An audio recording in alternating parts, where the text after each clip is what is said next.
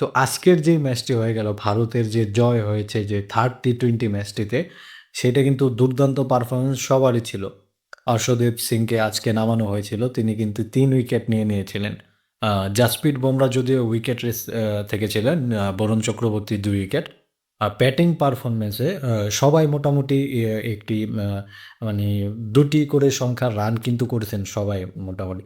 তার থেকে সবচেয়ে যে দুর্দান্ত খেলেছেন ২০০+ স্ট্রাইক রেটে, সে হচ্ছে আমাদের ওয়াশিংটন সুন্দর।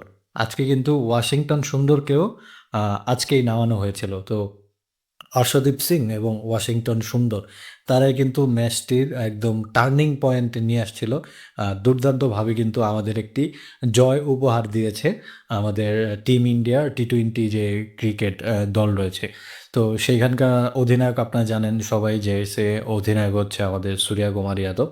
তো এই আ 49 রান কিন্তু ওয়াশিংটন সুন্দর করেছে। তার কিন্তু ১ রানের জন্য আ আ হাফ সেঞ্চুরিটি হয়নি।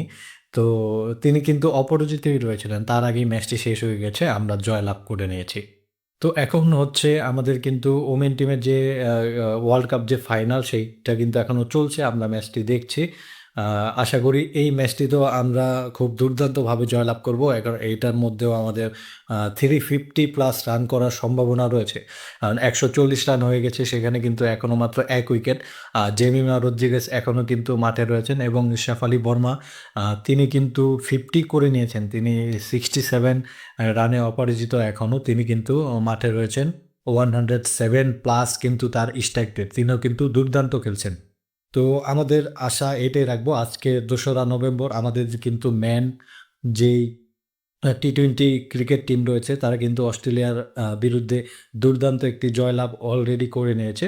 আর দ্বিতীয় যে ম্যাচটি রয়েছে সেটি হচ্ছে সবচেয়ে বড় ম্যাচ, আজকে world cup final, women world cup final. সেই ফাইনালের ম্যাচে কিন্তু সাউথ আফ্রিকার বিরুদ্ধে আমাদের নারী ক্রিকেট টিম খেলছে। তো সেইটাও দেখে মনে হচ্ছে এনালাইসিস করে যে আমাদের নারী ক্রিকেট টিমও দুর্দান্ত খেলছে। এখনো কিন্তু মোটামুটি যে প্রেডিকশন রয়েছে 80-20 ভারতের কিন্তু জেতার চান্স 80%।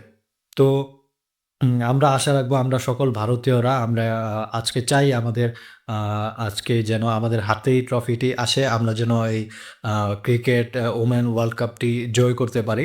তো সকলে মিলে এখন আমরা খেলা উপভোগ করব। আ সকলকে ধন্যবাদ জানিয়ে এখানেই শেষ করছি। ধন্যবাদ সকলকে। সুস্থ থাকুন সকলে, ভালো থাকুন এবং টিম ইন্ডিয়াকে বেশি, বেশি করে সাপোর্ট করুন। ধন্যবাদ।